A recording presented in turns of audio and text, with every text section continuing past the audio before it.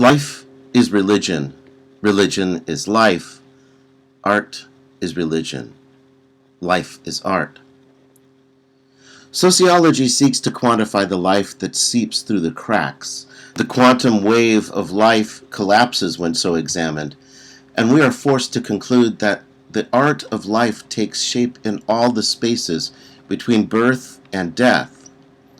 Everything that lives is an artist of life. All contribute to life's tapestry. All is recycled to become the stuff of new strands. The first law of thermodynamics decrees it, and we all dutifully obey. We are not creatures comfortable with the spaces. We need to fill the void with our own creations, to remake the world in our own image. And so we create gods in our image and insist others worship those gods who give purpose to the spaces we cannot face. Our gods live outside of the spaces we perceive. They inhabit and control all the spaces outside our perception. They stand between chaos and quiet bliss. And we need gods to mark our passage through the world and help us forget its temporal nature. So we count the moments, we quantify the experiences, we erect structures of spirituality and edifices of religion. Now we count and compare. In the beginning was religion, expressed in the bodies of the counters, and it was good. And then came the fall of the primitives. The age of reason begat sociology as a language for the quantifiers and counters of religion, and it was good. Skip ahead now.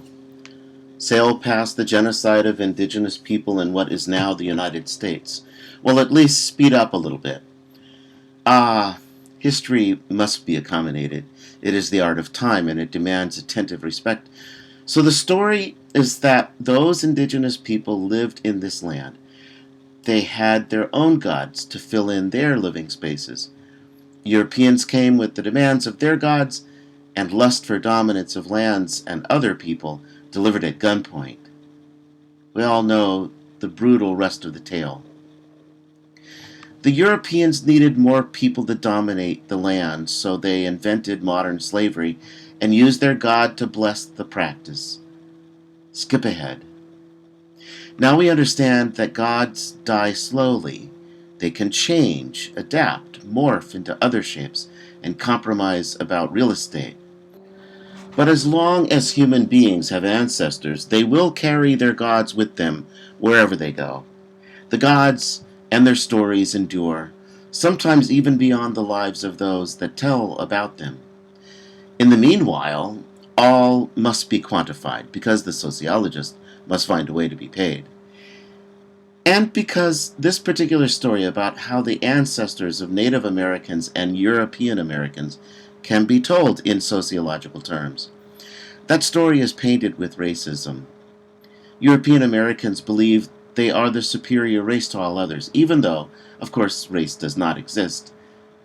In any case, the religious and social interaction between the two groups was, and is still steeped, in the many hues of white supremacy. The Spaniards, whose god was dressed in Catholic, conquered the indigenous peoples in South America. Many of their progeny established the country of Mexico, which in turn conquered large areas of what is now the United States, using Catholicism. European Americans conquered the remaining indigenous people in the United States with their god, who was dressed in Protestantism. And when the European Americans finally wrested Texas from the Mexicans in 1845, they created a contiguous country through the principle of manifest destiny. The result of this was the extension of a de facto president nation from sea to shining sea, and the expulsion of Mexican Catholics from the United States. Such is the grist for the sociology of religion mill. The dimension of religion adds both urgency and irony to the mix, at least as far as Mexicans and their more northern Americans are concerned. People who might be able to claim proud ancestry from the Californios must now qualify for entry into the United States. They and others from south of our borders must be deloused if necessary. Their strange Catholic pagan Dia de Mortos ways must not be allowed to infect the exceptional American body. But the religious contours of the United States are now so profoundly mixed that sociologists must resort to the blunt tools of racial and ethnic distinctions to sort everyone out. Their work is cut out for them.